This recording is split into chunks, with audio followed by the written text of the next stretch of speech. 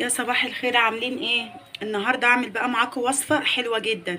تنفع بقى للمدارس، تنفع تفطروا بقى الصبح، هتحطها في اللانش بوكس. جميله جدا، هتعجب حضراتكم. هنعمل النهارده البوريك مع بعض. تعالوا نشوف هنعمله ازاي، وبطريقه سهله جدا، ما فيهاش افتكاسات ولا فيها اي حاجه. هما بس 3 مقادير بس، مش اكتر. معانا هنا دي بياض بيضه، انا واخده الصفار. تمام. معايا هنا كوبايه حليب كبيره، كوبايه كبيره مش الكوبايه الصغيره، اكبر من مج الشاي بشويه. معايا هنا كيس خميره فوريه. معايا هنا معلقتين صلصه كبار.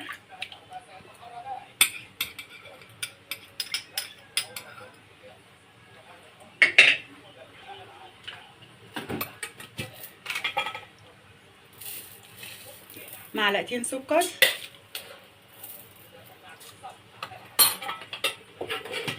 نقلب بقى كل المكونات دي مع بعض. هنقلب بقى بالطريقه دي كده. هنضيف بقى دقيق. معانا هنا كيلو دقيق، حابين تضاعفوا الكميه براحتكم، حابين تقللوا برده الكميه برده على حسب راحتكم. انا سالت على البوريك ده بره، انا بحبه جدا على فكره، وبناتي بيحبوه. سالت عليه بره الكيلو ب 100 جنيه. يعني ليه ب 100 جنيه؟ انا مش فاهمه، يعني ما فيهوش اي حاجه. يعني ده هو كوبايتين دقيق، لو عملتيه نص كيلو دقيق هيعمل معاكي كميه كبيره جدا. بس انا هنا مضاعفه الكميه عشان ما شاء الله احنا عيله يعني كتير يعني، فانا مضاعفه الكميه، بعمل كيلو دقيق، بس انت ممكن تعملي نص كيلو هيرمي معاكي كتير جدا. هنا رشه بقى الملح بتاعتنا. نقلب بقى كل المكونات دي كده مع بعضيها. وهنا هحط معلقه خل، انا المفروض كنت احطها في الاول بس نسيتها، دي محسن بالشكل ده كده. هلم بس العجينه وبعد كده اعجن بايدي.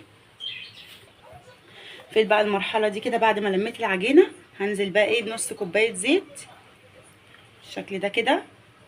اكمل بقى عجن وارجع لكم تاني كده. يا كده خلاص بقى العجينه خلاص اهي، لميتها. شايفين بقى اللون بقى الجميل ده؟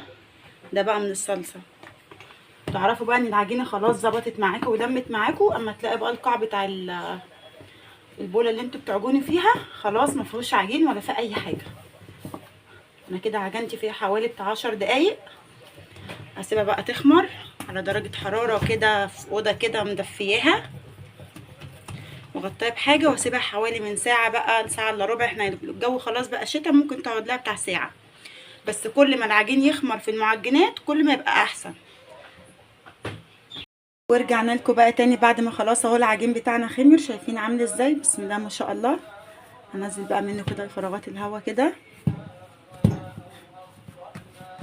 انا هفردها معاكم بابسط طريقه، يعني انا مش هقعد بقى افرد العجين كله مره واحده وبعد كده اقطع بالكوبايه والكلام ده كله. لا، انا ايدي ميزان، انا متعوده، فايدي ايه ميزان، بعمل كل حاجه ايه الكره كلها زي بعضيها.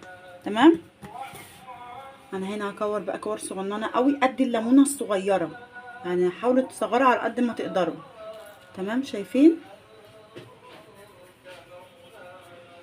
عامله ازاي كده كده.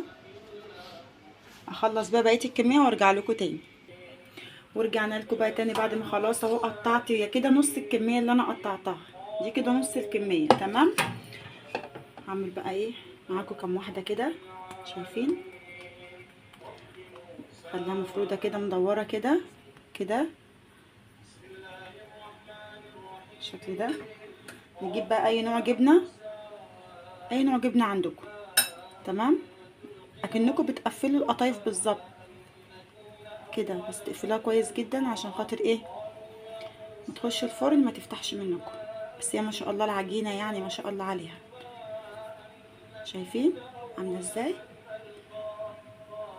اعمل كمان معاكم واحده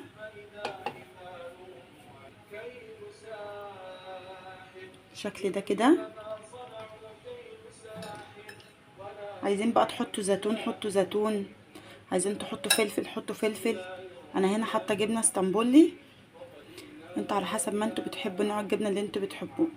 قفلها برضو كده زي القطايف كده بالشكل ده كده، بالراحه جدا، ضغطه بسيطه هو الحجم ده حلو قوي على فكرة، هي لسه هيخمر تاني، يعني انا كده سبته 10 دقايق ارتاح كمان، لسه بقى هيخمر تاني.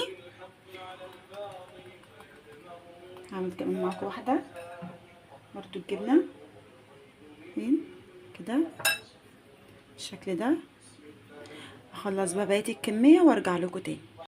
لكم بقى تاني بعد ما خلاص اهو سبته ارتاح حوالي 5 دقايق.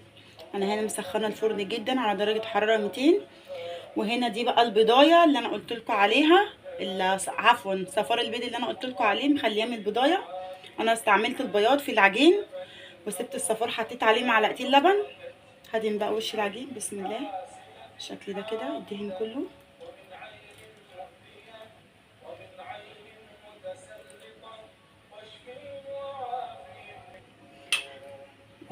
يعني ندهنها بالراحه جدا عشان خاطر ما نضيعش الخمران بتاعها ما تهبطش بالشكل ده كده كده كده كده بقى. حطيت عليها كلها حبة البركة او الحبة السوداء على حسب بقى ما كل واحد في بلده بيقول عليها ايه. هدخلها بقى الفرن على درجة حرارة 200 وارجع لكم تاني. ورجعنا لكم بقى تاني بعد ما خلاص البوريك بقى طلع من الفرن. شايفين بقى الجمال عامل ازاي؟ شايفين عامل ازاي؟ بص بقى الطراوة بتاعته طري جدا.